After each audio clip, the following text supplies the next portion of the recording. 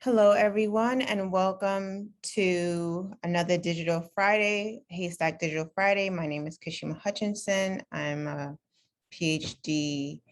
I have a PhD in urban education. I will be your host for today. Normally it's the amazing Sean, but he's allowed me to take the mic this time around. I'm here to tell you, well, I'm here to introduce a very special person, student of CUNY student, who is going to discuss their work and what they've done. My pronouns are she, her, hers, PhD in urban education. I'm Zooming from New York, New York. And as an icebreaker, I want to know, what is the last song that you listened to? So in the chat, please give us your name, your pronouns, what program or area study you're in, and where you're Zooming from. And last but not least, what is the last song that you listened to? While you do that, I'm just going to give you an overview of what HASTAC Digital Friday, HASTAC and Digital Friday. HASTAC is an acronym for Humanities, Arts, Science, and Technology Alliance and Collaboratory. It is an interdisciplinary community of humanists, artists, social scientists, and technologists, changing the way we teach and learn. Our 18,000 plus members from over 400 affiliate organizations share ideas, news, tools, research, insights, pedagogy, methods, and projects, including digital humanities and other born digital scholarship, and collaborate on various HASTAC initiatives. One of these initiatives is Digital Fridays, which is a webinar series entirely conceived, organized, and led by our HASTAC Scholars. If you are interested to learn more about our HASTAC Scholars, please check out our website or email us at scholars@hastac.org. Sean will drop the links in the chat. And now, without further ado, I'd like to introduce you to Sam Ascencio, a junior currently pursuing a CUNY BA in Queer Education Reform and Social Advocacy and Innovation. A gender fluid advocate on the John Jay campus, Sam leverages his work as peer success coach with SASP, which stands for Student Academic Success Program, with creative programming for minoritized sexualities and genders within CUNY. His projects include the creation of Connections, a paid stipend queer peer mentorship program, spearheading the creation of John Jay's new LGBTQ+ Center. Sam's work can be found on the CUNY Peer Leaders website, Spotify, and in various other forms of media publication. Sam, take it away. Hi all, thank you. So give me just a second just to pull up my presentation here. All right, awesome. Can everybody see it? Thumbs up. Awesome. Thank you, Sean. I appreciate you. So hi, also welcome to Asserting Your Identity in Higher Education, Reimagining Peer Advocacy. My name is Sam Ascencio.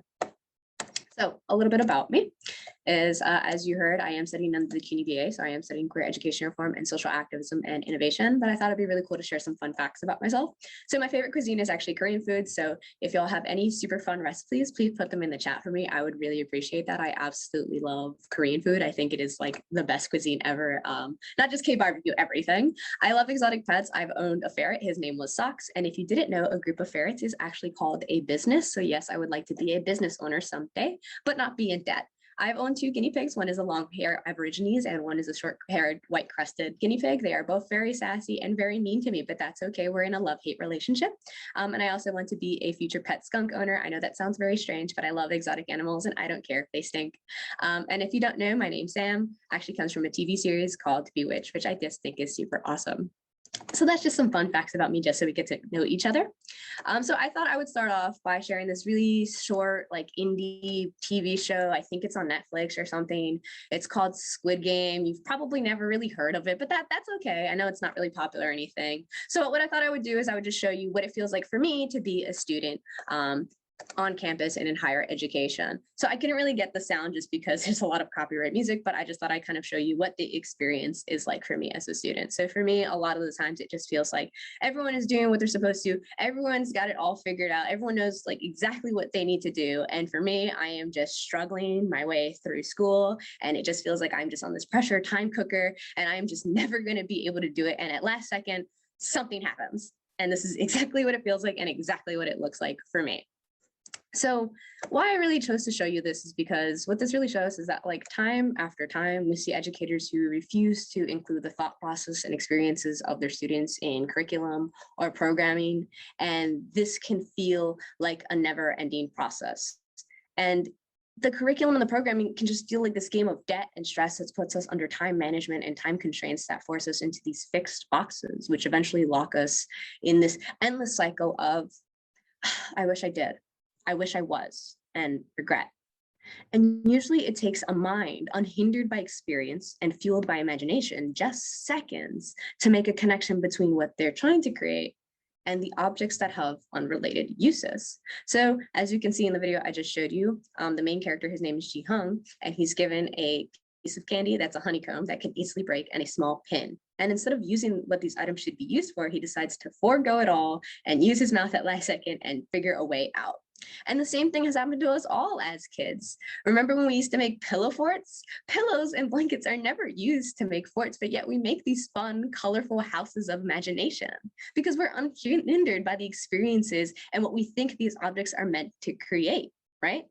And that's exactly what it feels like. We're moving from these fixed places. And usually when we do this, we inspire others. In the same way in this video, you can see what Ji Hung did, allowed other players to see this and engage in this and find their own creative solutions out. And in the same way, when we invite our friends to join our little pillow forts, we're able to imagine so much more. All insights and problems require noticing something commonly overlooked that can be used to devise a solution.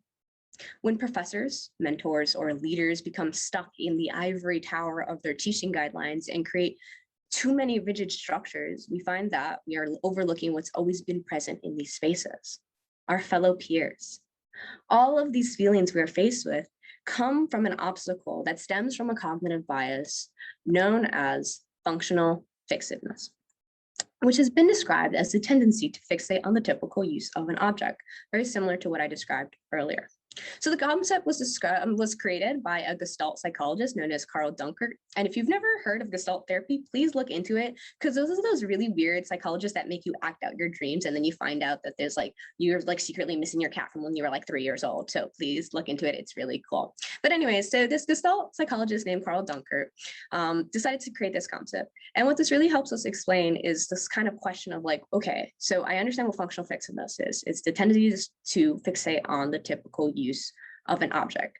Okay, so how do we overcome functional fixedness? And how do we use these experiences to become advocates? And if you were to ask me the best possible way to overcome personal functional fixedness, which is a very fun thing to say, I'll remind you that not embracing innovation will always serve as an imprisonment of excellence. So while you're sitting there daydreaming of a better world, of that moment of, what if, I'm going to stop you right here and right now and tell you that you better stop using frameworks that rely exclusively on reforms. Because when we think of the frameworks that we already have, and we think, if I create something using this and that and this and the third, because it's always been used this way, you're going to create a reform that's relying on this stultifying idea that nothing lies beyond what you're seeing in the here and now. And you've got to start defining yourself less as a reformist and more as an abolitionist. So I'm going to tell you, don't be your own hater, be an abolitionist. And you're probably wondering, like, why would you say that, Sam? Well, abolitionism is transformative justice, which conceptualizes what it means to bridge social movements against racial, sexual, and gendered violence at the individual and institutional levels. So a lot of literature that I read is actually focused on abolitionism. And I've decided to do that really fun reading for you and boil it down into these really fun 5 points. And this is just what an abolitionist organization, abolitionist person, or an abolitionist movement is. So I'm going to read these out for you. Number 1 is it is a movement that brings positive change. Number 2 is a restructuring of society that provides all the things we need that are foundational to our personal and community safety. So that's things like food, water, art, schooling. Reform and abolitionists, or specifically abolition, acts as an alternative to violence, ultimately protecting communities and crowding out the criminalization regime or the carceral state or any form of violence. Microaggressions, all of these things that make us feel bad, those can just be crowded out and pushed away because abolition also creates alternative avenues to reduce any form of harm. An abolitionist organization or action or person bridges social movements, like I said, against violence at the social, individual, and institutional levels. So when we let our fellow peers have creative freedom, we often find that we'll create counter spaces for protection out of love, out of care, and resilience. So think of all of the clubs that exist on your campus, whether they're LGBT clubs, Black student unions, student governments, photography clubs, Students for Justice in Palestine. Any of these things are counter spaces that students have created to build spaces where we can become advocates and abolitionists, right? But if we take this further, we find that with guidance, these peers, with mentorship and with resources and funding, these peers can create positive movements that are essential to the foundation of abolitionism, what I'm showing you here. So when you think of an advocate, I'd like you to think of it like this. An advocate is a person who reinforces positive change through formal and informal means to create a collective, long-standing change. It's challenging authority and the status quo. The honest truth is success is not always straightforward.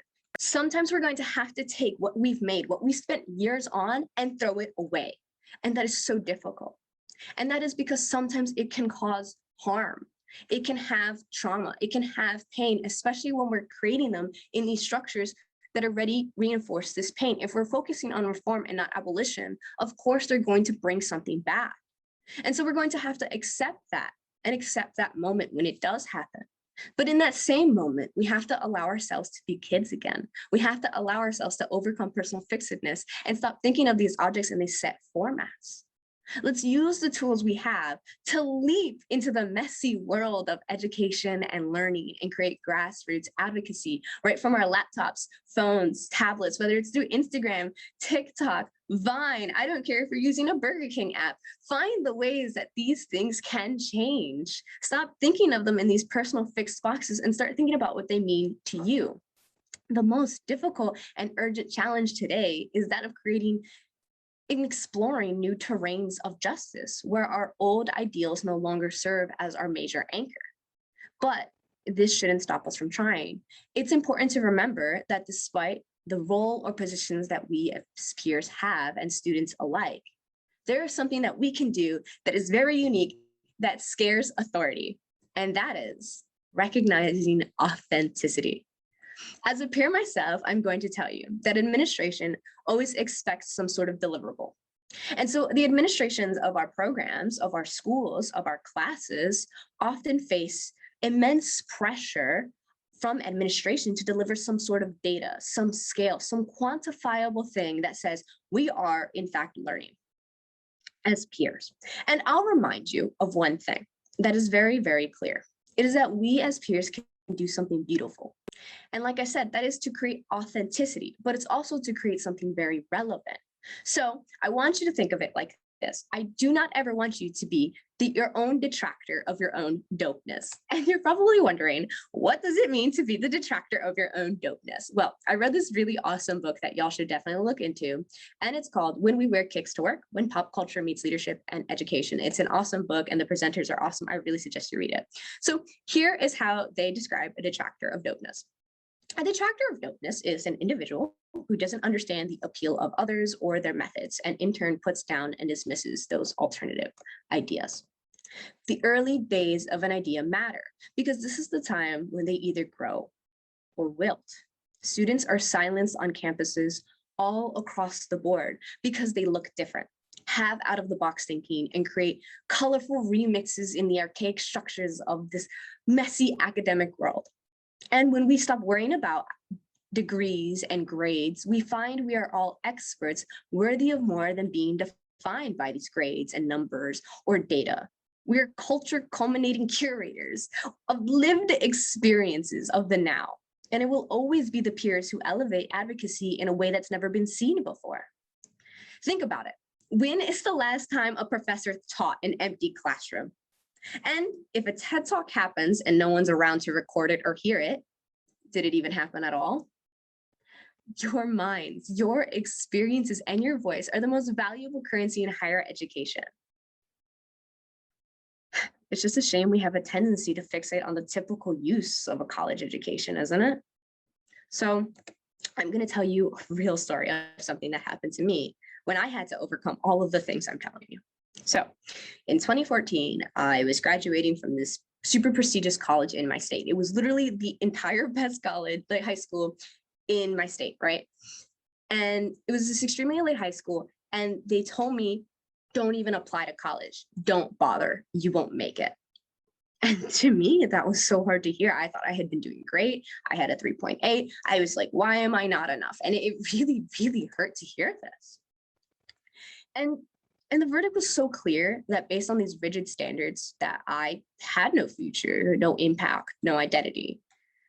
And I felt like I had nowhere to go. But despite all of these things, I went on to apply to college and I got in. And I struggled so hard. And it was in 2015, due to extreme and extenuating circumstances, that I fully gave up on the school system. I decided that being trans in college was hard, impossible even, and that I could never do it. And I dropped out. And I determined that I would never come back. And as you can see by this presentation and me being here today, that I am a very big liar. And I'm proud of that. It was the peers around me who encouraged me to look further past a degree and look for what was calling me and what I wanted. And I'm blessed to have randomly told myself that I should apply for every opportunity that comes my way because I got into this really amazing program called the CUNY Peer Leaders.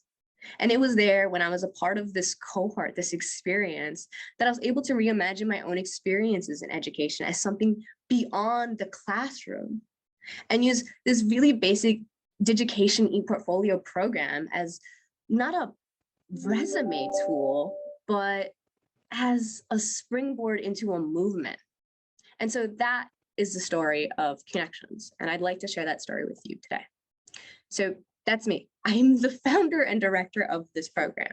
And to me, it is so meaningful. It is so much because this is a program built with peers in mind. Every mentor, every administrative person that took place in this program were peers. And not once did I tell them what I needed. Not once did I tell them what they needed to be. In fact, they came to me with ideas more often than not.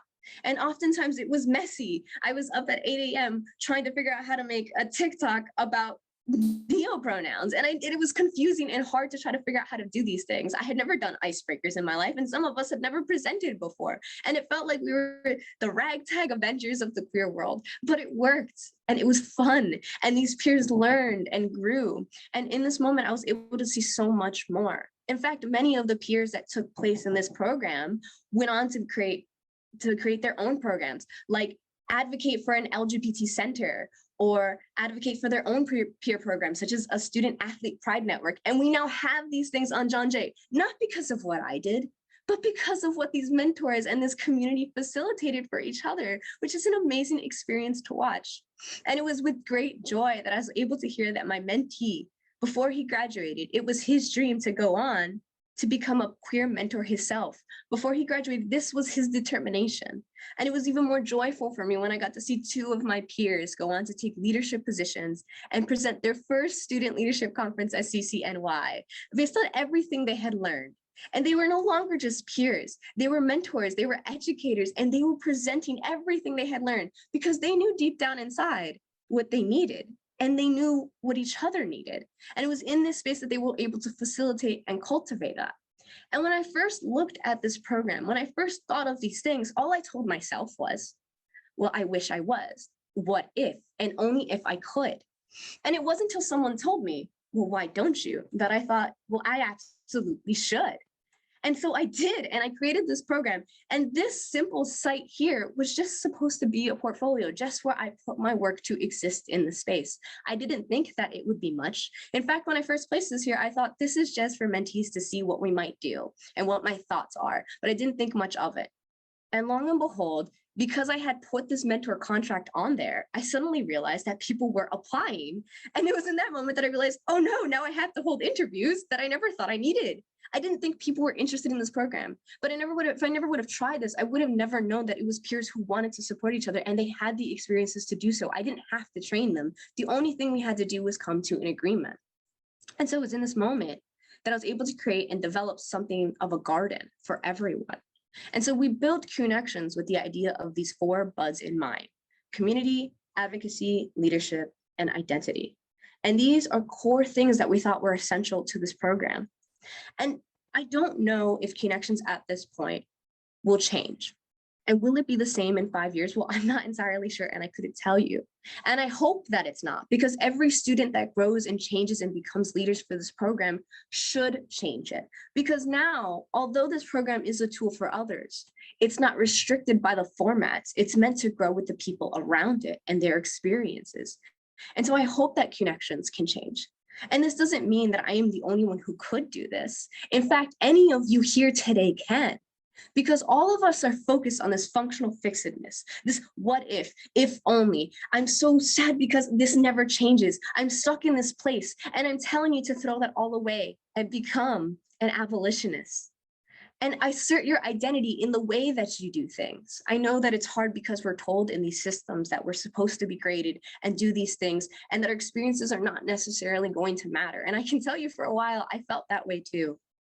But I tell you now that you know what you need to do and you can do these things. And when it comes to asserting your identity, you absolutely can. It just takes one step forward for you to build that pillow fort of your own. So I just want to thank you all for being here with me today. And I'm totally open to questions. Thank you. I have a question. What made you start this program? What was the blueprint? There was no blueprint. Basically, I was a queer student, and I literally said to myself, I wish there was a book on coming out, because when I came out of the closet, I kind of tripped down a bunch of stairs, and then I fell flat on my face and got up again and then tripped down another flight of stairs. And that's what it felt like.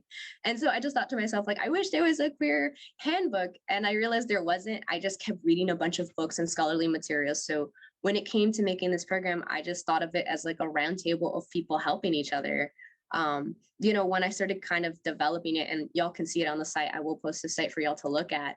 When I started developing the site, there were like different types of workshops that I had in mind, but these were just things that I thought I needed. And it wasn't until other peers came together and they're like, what if we did like arts and crafts? And I was like, yes, let's talk about how guitar helps you figure out that you're trans on the inside. Like, I never knew this was a thing. Let's do it. Yeah. And like, we didn't know it was going to happen.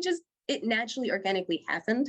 So I would definitely say, like, it was just kind of my experiences culminating together into this what if moment. And then that's what kind of springboarded me into just kind of creating it. Like, to me, I didn't really think of it as much. It was kind of just this idea of like, what if I sat down with some people and we just talked about how to help each other, and it kind of blossomed into what it is now. So I hope that answers your question. It does. It was a great presentation. Thank you. Thomas, you have your hand up. Yeah, thank you for a wonderful presentation, Sam. I have a quick question too. So I adjunct at Queens College, and I'm really inspired by the way that you talk about teaching and learning from like these non-traditional models. I'm wondering, as an instructor, if you have any thoughts on how this could be translated in the classroom, or if you've ever had an experience in the classroom where you're like, word, this is the type of experience that I need. Yes, absolutely. I would definitely say John Jay has a really great model for that, and that's the ISP department. I think it is the absolute most fantastic model. Basically what they do is they have 2 professors and there's no test, and everything is kind of just like a digital format. But what I've realized is like understanding the tools around us. I think something with students that I realized, especially even with the program that I'm using, is called ePortfolio. And I will tell you honestly, I hated ePortfolio. Every time I was assigned it, I just wanted to vomit. It was the worst thing ever. And so after a while, when I got to do this on my own and just explore it, I realized that this is something that's also happening around me. I felt students that were like focused on just changing the color of their background, and they were like, oh, this is amazing. And that joy was so exciting for me until they were told, yeah, but you have to upload your stuff in PDF format. And I don't care if you made it look pretty. It's not like this. And they just shut down. And to me, that was very frustrating. I think just giving students the ability to, write poetry, to submit, slideshows, and just like giving them a little bit of an outline. Like, I know there are a lot of students that are just like, I need this exact thing, or I can't do it. Like, if I don't know exactly what I need to do at every step, I can't submit an assignment. And that's understandable. There will be students like this, but I definitely think just creating an outline and guiding students and using your syllabus less as this rigid structure, but kind of more as like a guardrail to keep students in the concept and the idea is a lot better when you're becoming an educator, when you are teaching. And I think just understanding, like, TikTok's a thing. It's really relevant, and it helps create culture and community. Allowing students who exist in these spaces to bring that forward might be important because, you may not know, they might bring a TikTok from a PhD professor from another college that helped them learn something, and now they can bring that to the space. So I think just definitely understanding, there are different intergenerational students, there are non-traditional students, and they all bring something to the table, and allowing them to do so is really important. I think open discussion, I think discussion boards, I'm personally not a fan of them unless like you can give them the space to return to it at their own time and not really placing the pressure of grades. Like, I know definitely I've seen it when I was an English major. I never got grades. It was definitely just like, it was just feedback. And I realized like if I got an A, I wasn't going to change what I wrote. But if I just got feedback, I was more inclined to change things. So I think when we put it, like, I know we have to do these things in higher education, but when we allow ourselves to move away from that and we talk to students about what they need and want, they'll more than likely know what they want to do. So I think like just using our syllabus as a guideline is the biggest point, and just trying new things, even if it's messy, and reflecting those experiences together as a group and creating it more as a community space rather than an authoritative figure. Like, there are sometimes students who have really good expertise and can create really great presentations. And I'm thankful that, I'm able to do that. Like right now, I'm actually teaching my counseling course about queer stuff. And I'm so glad my professor is able to see that and let me do that. And I think that's just a really great example of it. So I really hope that that helps.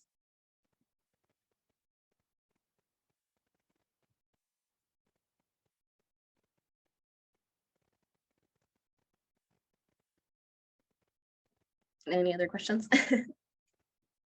Yes, Kay. So kind of to go based on what Sean said, I'm interested in teaching like middle school, high school. So I know it would be like different in situations that are like with younger children, but like, and obviously you also have more restrictions than you would in college as a professor. But if I do go into teaching, I want to do it in a way that also gives students more voices. So how do you think what you talked about would translate into more of like an environment with younger children? Yeah, it's actually, I think it's really doable even with the restrictions. I think it's kind of understanding the same format. Like, administration always wants something. They want some kind of comprehension that the students have learned something, but they never say exactly how you get that. I had an English professor, for example, what we would do is we were all meant to read the book, right? Instead of giving us a quiz, we had to summarize it with each other. And if we didn't know what it was, we passed. So we would all miss a part of the story. So we were all responsible for telling the story together as a group. And I thought that was a really creative way. And oftentimes we reflected on our personal biases and how it plays into these spaces. I know for me, when I was like learning mathematics, what we did is we actually like learned cheer spaces to do it. And that for me was really entertaining, or doing like arts and crafts. Like, it was definitely just trying new experiences, and professors who were, I think, also understanding like the space around you is important, and allowing students to learn from each other. I think something that really lacks, especially in high school education, is that we don't teach students study skills. Like, you can't expect a student to learn from a book or a textbook if they've never taken notes before, especially at this academic level. Like, you can't expect them to be like, haha, do an AP and learn Cornell notes, even though I never even told you once what Cornell notes are. Allowing students to kind of sit with each other. Like, the reason I learned Cornell notes is because my professor said, like, or my teacher said, if you know anybody around who's taking good notes in PR, that you can talk to them. And I turned to the student next to me and said, how do you do it? And they showed me their notebook, and that's the only way I ever really learned. So I think just like understanding the formats that you're placed in and understanding how to subvert it, like, it's really similar to what I'm talking about with functional fixiveness. Like, they're going to tell you to do these things, try to find the ways that you can break them and remold them, because you're going to find a way eventually to teach these students, still get the result you need to give your administration, to just throw it off, but allow the students to engage with each other. And I think just giving them a lot more time and space, even if it's using after school clubs as a supplement to these things, to talk with each other. So. Yeah, thank you. No problem. Avi? Yeah, that was a dope presentation. I think something I struggle with, you struggle with, we all struggle with, that we've talked about on many occasions, is feeling like it's an uphill battle against kind of this looming idea of the system, particularly with academia and the sort of administration, and how we can, guidelines aside, right? We try to find these ways of like you were talking about, like grassroots and mutual aid, where we focus more on ourselves than working against them, just like focusing on helping each other without them, whether or not they choose to participate. But at a certain point, with many larger scale changes, there will eventually become a sort of impasse or direct confrontation with administration. And I was wondering if there are ways that you've tried to work to get around that, ways that it has worked for you, ways that it hasn't. Oh, absolutely. So in actually creating the LGBT Center, I actually weirdly had to tell my own president that they were not doing their job. And I kind of directly said this to them. But something that my VP actually said to me when I had this conversation was, you went about it the right way. And to me, I kind of really reflected on this. And I realized, like, when I came to this presentation, I kind of came with 3 goals in mind to try to, convince them of these things. And so something when it comes to advocacy, sometimes we forget the idea of the personal narrative and how that plays into what we do. Oftentimes these individuals can't place themselves in the spaces we are as minoritized individuals, or because of the invisible knapsack that is privilege. And so understanding, reflecting with my connections, I had to realize, I had to ask a lot of students, what was the experience like, what worked and what didn't. I did a lot of feedback during this to figure this out. And the same thing was with mentors. We always did kind of a meeting afterwards to talk about what worked and what didn't. And so when you are creating grassroots advocacy, it's always understanding, yes, at some point you're going to need data, but there's no necessary point of what that data has to look like. And sometimes it can be the personal narrative. It could be this worked for me because this was great, or just saying students feel this way because of this. And just understanding that, I think just definitely coming up with a game plan in the same way that I presented to all of you. That's how I presented this to higher education administration, that things needed to change. I'm still currently talking to higher administration to change things. I'm in a lot of coalitions to change things. And oftentimes we can't. For example, I'll give you a great one. In CUNY, it's really hard to change your preferred name. It's hard to put pronouns, right? In all of these systems, Blackboard has a rigid system, which is impossible to change, right? So how do you get students to talk to professors and get professors to respect students if you can't use the programs you have? Well, you do have emails. So perhaps it's possible for us to create boilerplate emails and a center that can reroute this. Although it is, yes, a Band-Aid at the time while we work on the systems themselves, it still allows us to tackle the problem at hand while using what we have and what will work, right? And this takes a lot of planning and ideas and conceptualizations to see how this can apply, right? And I think a lot of that is just thinking about the systems at work and how they play, because you can always find grassroots advocacy in these places. And I hope that helps. No, that actually made a lot of sense to me, because this is something I've been struggling with a lot, both with John Jay and tangible things I want to change on campus and reserving spaces for specific people who don't have any. Which then requires all this bureaucratic bullshit, sign form 34A to stand in line 2 to sign form B or whatever. And I appreciate that, because I do forget about personal narrative, and I kind of lose myself in the greater momentum of a movement or a group, instead of saying, hey, it is valid that this upsets me and that I find this unjustifiable. Yeah, and that's absolutely how grassroots advocacy is meant to start and how it can move forward.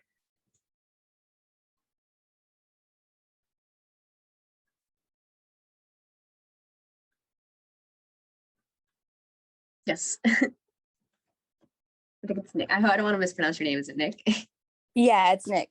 Okay. Thanks, Sam. This is a really great presentation. I appreciate everything that you've said here and all of the questions also.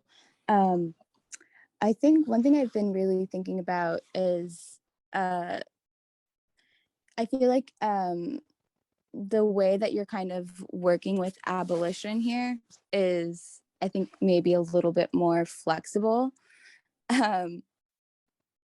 than some abolitionists. And so some abolitionists, it's no, we're here to literally abolish the institution. We are here to abolish the system. So I'm wondering if you have encountered or have grappled with yourself, the ways in which there is some tension, right? That abolitionism isn't so much about change in terms of a slow change, so much as it's about a complete right? Like a complete abolishment of the system yeah, like it's a complete abolishment of the system as it currently stands. It's not about reform. So I'm wondering just if you've thought about that kind of tension, or if you've worked with that tension at all or encountered it at all in your kind of work as you're working with abolition now.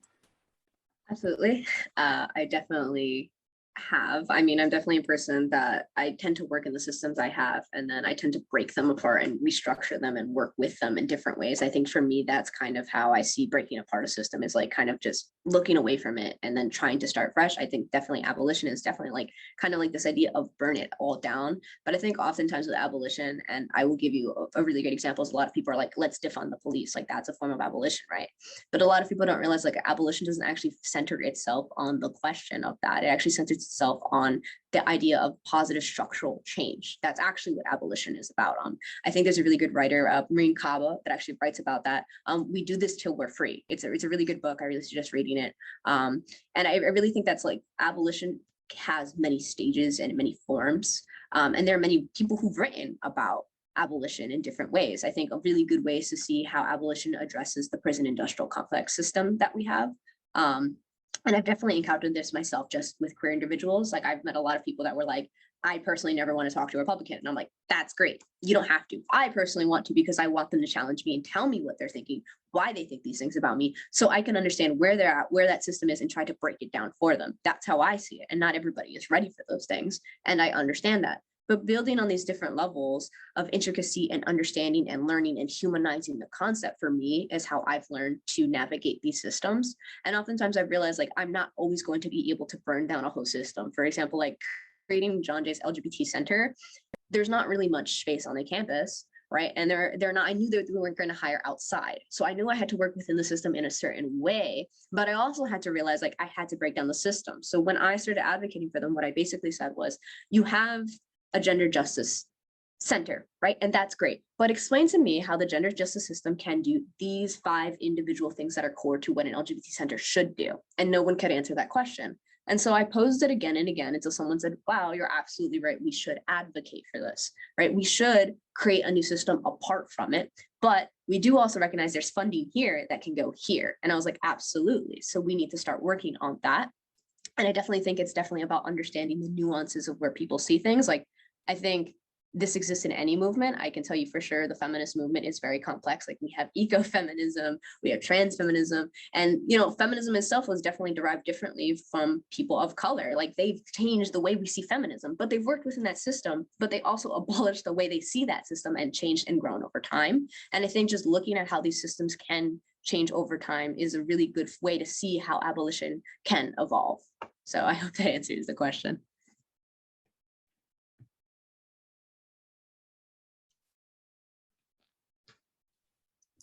Yeah, thanks. Appreciate it.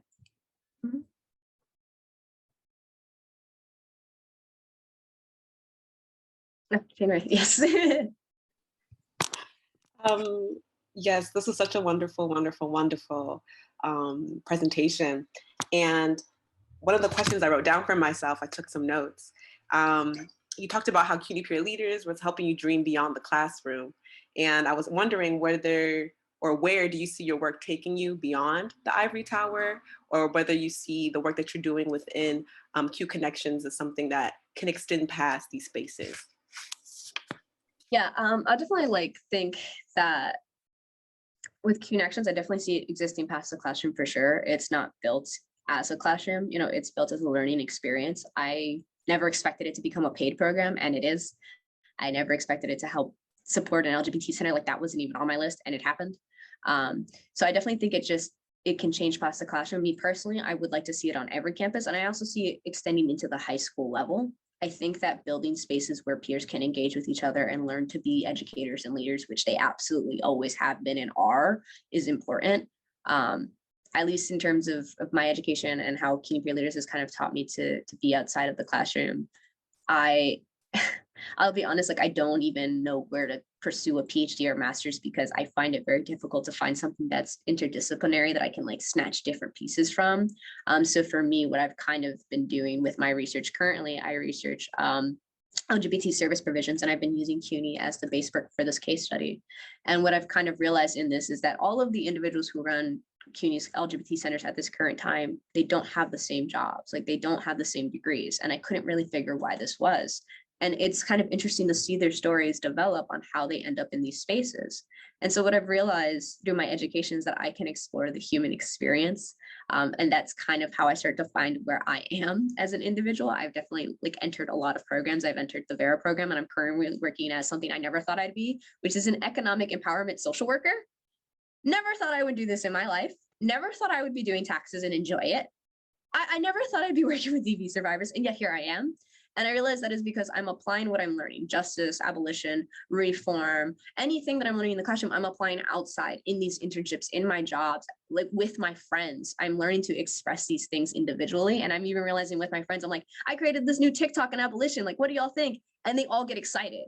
They want to come to these things. They want to listen to things. And I'm like, hey, I found this really long video essay about why like Shrek is like extremely complex and nuanced in the ways we see socialism. And they're like, yeah, this is great. Send me another one. And like students want these things. They want to do these things. And I realized the more we use media to do these things, the more it's going to happen. And definitely for me, when it comes to exploring this outside the classroom, what I've kind of been doing is exploring this in Instagram. I've kind of gotten into graphic design and trying to make ways that I can make slideshows interesting, or ways that I can get information to students. And I recently found out it's a really successful campaign. Like I work for an LGBT club.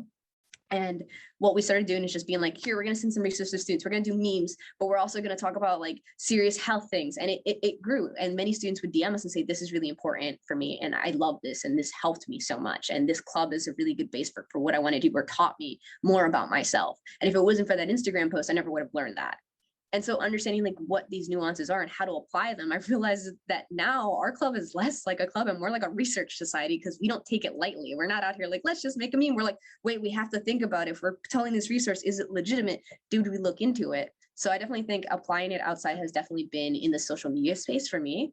And moving forward, I definitely want to use my degree less as a degree itself, less as a title, but more as the ability to experience.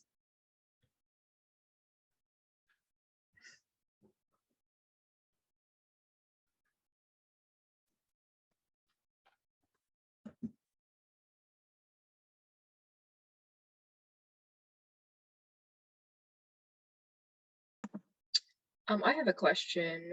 Sam, this has been such a wonderful presentation. And I know that everything you're talking about requires a lot of like labor and it's exhausting. How have you been taking care of yourself during this time? And like, what maybe advice would you offer others who are engaged in organization work like this, or grassroots organizing work that kind of takes them away from how exhausting it can be, and perhaps, you know, having a moment to relax and pause? That's a really good question. I'm glad you asked. I'll definitely say time blocking, time management is really important to organizational work, but also realizing your limit. This is something I actually had to learn myself. Was I tend to be one of those people that it's like, we need someone to take notes. And I'm like, I'll do it. I'll take notes. And then here's something that my mentor actually taught me is, if you keep doing that, people are going to eventually expect it out of you. And then they're going to be disappointed in you when you don't, without even realizing that you're the person who volunteered to do this. And my mentor kind of calls it like the disease of becoming an advocate. And it's a great thing to have, but it's also recognizing that you don't want to become disillusioned with your work. And something that I've also realized is that a lot of people who you think are mentors or sources are not the same type of mentors and sources. There are mentors that you go to that you're like crying and you're like, everything's gone wrong. And then there's the other mentor where you're like, things are not the best, but here is the things I promised to do in the next week. Thank you, have a good day, and you leave, you know? And then there's the mentors that you're like, we're good, thanks. I don't need anything from you. So like every mentor or resource is different, and understanding which ones are, I kind of think of it as like the circle, like the meso, micro, macro, like everyone exists in these circles differently, and some are in both. That's definitely important for it. I definitely say time management is also important for it. And also recognizing that like you can cry and have breakdowns and be as angry as you want. And sometimes it is perfectly okay to walk away. Like there is definitely, I think I literally had this moment yesterday where I was like, I could just drop out of school. I could do that right now and everything would be great, because then I would watch Netflix and it would be awesome, because I had all the stressful work of abolition and organizational work I'm doing is too much. And then I thought, and I stepped back for a minute and I was like, I can just do that for an hour. yeah, there might be expectations on me right now, but I can just DM those people like, you know what, I'm not in a good headspace, I'm taking a break, and that is what's going to happen, and you're going to have to respect that. If you respect my work, you will respect that. And it's setting boundaries. Boundary setting is so important. I feel like oftentimes we're so worried with, ourselves, and we're so worried with caring for each other that we often forget that. And this is actually kind of comes from counseling, that I've learned that, oftentimes our traumas can play into how we become helpers. And so, really understanding why you choose to become an advocate, why you choose to become a helper, and exploring yourself is a really big part of how we do organizational work. So definitely, I think just all of those things are really core, and, everyone is different. So I definitely say just understanding yourself and exploring yourself a lot, and recognizing when you need to do these things and trying to implement them, and looking for support networks is definitely a key part of, organizational work and boundaries and mental wellness and all of these things. Yes, Avi. Yeah, I really appreciate that you just said that, because I know like we've actually talked about this with something it's very chicken or egg, because I don't know if the trauma informs the way in which we choose to help, or also if the constant higher level of awareness of all the shit that's going on is causing the stress, or if it's just kind of both in this awful cycle. But I've found more often than not that me and people like me tend to be more prone to getting overwhelmed, because there's always so much to do. And it's something that can feel very disheartening in the face of trying to create an oasis in a mental health and wellness wasteland, especially that is academia, because they reward neurosis by being like, here's a great GPA or whatever, good job, don't have a work-life balance. And that's something that I really appreciate you speaking out against. And I wonder what tangible ways there are to continue trying to change that culture, because as I have personally been dealing with this year, it can be crushing, And so I wonder if there are tangible ways in which we can fight it. Well, I think the tangible way is when you are leaders in spaces, is just acknowledging that. I know for me, I'm a leader in a group, and oftentimes I will tell the people that I work with, we have something called a mental wellness check beforehand, and we talk about roses, thorns, and buds. So roses are the really good things, thorns are the not so great things, and buds could be good things. And we talk about it. And I say, like, are we feeling okay to start today? Sometimes our meetings are just based on mental wellness. Like, we're like, I know we have all these things due, but today we're going to focus on our goals, on our personal goals. And then I've told them, if your personal goal personally doesn't align with what you want to do here, you are completely entitled to leave. And that's not to say that you can't do these work, but you are entitled to pursue yourself. I know me personally, what I've done is I started to listen to what everyone was telling me in my group, and I found out they're overwhelmed with homework. So I said, how about this? Every time we have a meeting, we'll do a homework check. If most of you tell me that you need to do homework, the meeting's gone and we'll do homework. I don't care if we have something due the next day. Your wellness, if this is the thing you need to do, that is more important to me. And that's something I focus on. I focus on, calling them and talking to them about what's going on. I think the biggest thing that a lot of people forget is the word thank you. Say that all the time. Thank you. Like, I don't know why people like have problems with this. I don't care how angry you are at somebody. If someone's coming in and they're doing something with you, you may not see that they're trying, it's not working. Thank you. They're here doing this. You don't know what they're going through. You don't know how much they're trying to get this thing to you. Like, I've always described it as like, if you ask someone to like highlight something for you and they highlight the entire thing, they're still trying. Yes, I appreciate that. It wasn't exactly what I needed, but thank you, because you still tried. You still put in that effort. You still put in this mental wellness to do that. Thank you. Thank you. And no matter how angry I am at somebody, I will always say, thank you, and find 3 reasons why I am grateful for them. It's not just the word thank you, it's followed by those things. And then explaining to them about their action, not the person. We're not attacking characters, and we never should. And it's always about building community wellness. You should always have something there for community wellness. And something that I always describe to people, and I've even just talked to this about to my student government president. I said, he's like, oh, this person, we're always arguing. We never agree on something. He always has a problem. I was like, so let him work out the problem with support. Let him be your challenge network. Absolutely listen to him. And you should thank him for that, even if you don't like it, because he's the only person brave enough to speak out in a world that's not letting him. And you should give him that space. And you should give him a space that gives him almost the entire year, even if it's one simple problem. If you're like, I can't fix this email, then set aside an entire group that's dedicated to fixing that email. because they deserve it, because they're the people who are challenging that, and you should be grateful for those things. So I definitely say in a space where we're having like this, like, oh, let's not focus on mental wellness. Like, we need to come together as a community and look out for each other. Sometimes it's just sitting in a group chat and being like, I'm thankful all of you are here today. I know that for me, anytime I'm part of a cohort, I always thank them. If I find out that they're like having a soccer game, I'm like, look at this picture of you scoring a goal. I am so happy. Like, yeah, because like maybe they're feeling a midterm and that was the one good thing that happened that week. And they just want someone to see it. You don't know what's going on at home. You don't know what's going in their head. You don't know what's happening, period. But you can thank them for just being here. Making that effort is so important, and just listing those things. Professors don't even do that for students. Like, it's absolutely insane. And so, you know what? Yeah, it's so bad that, like, yeah, we have to follow that with each other, but that's what community wellness is about.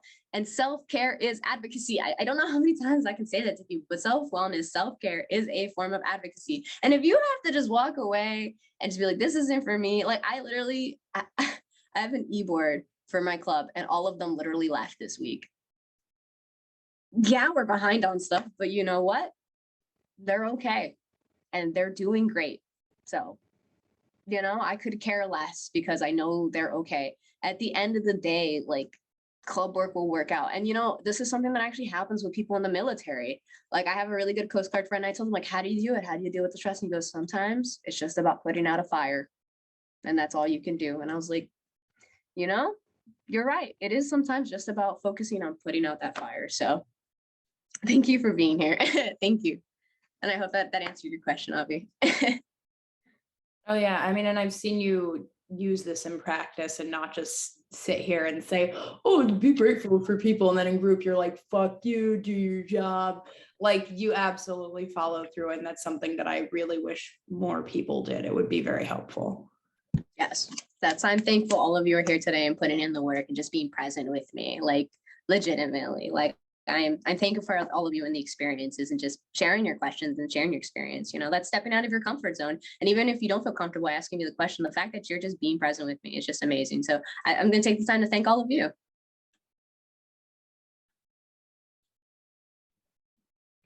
Thank you. There aren't any more questions. This was an amazing talk, Sam. Thank you for this talk, your honesty, your heart, your passion that really could be felt through the square, the rectangular box. You know, I know a lot more than some people. So like, seeing this presentation, just really so proud of you and the work that you're doing and will continue to do. Don't forget, everyone, this HASTAC Digital Fridays. I'm going to let Sean take over now. Thank you, Kashima. I guess I would say that Digital Fridays are a webinar series that are proposed by scholars like Sam. And so if anybody here is interested in leading a Digital Fridays event like this in the future, based on whatever it is that is your interest or that your area of expertise or something that you're feeling very passionate about, I'd love to talk to you about how to plan something like that. But before we close out, Sam, I also wanted to ask if there are folks who are interested in staying in contact with you or following up with you in your work, could you just share maybe ways that people could stay up with you, either on the mic or in the chat? Yeah, and, absolutely. I'm going to drop a little bit of information on HASTAC in the chat too, but yeah, thank you again, Sam. But yeah, I wanted to thank everybody for taking their time out of their Friday afternoons to join us today and participate in this conversation. Sam, thank you so much for sharing. This was so amazing. And yeah, Kashima, thank you for helping to facilitate everything that happened today. Sam's information is in the chat. Yes, thank you, everybody. Thank you, Sam. See y'all soon. Have a good weekend.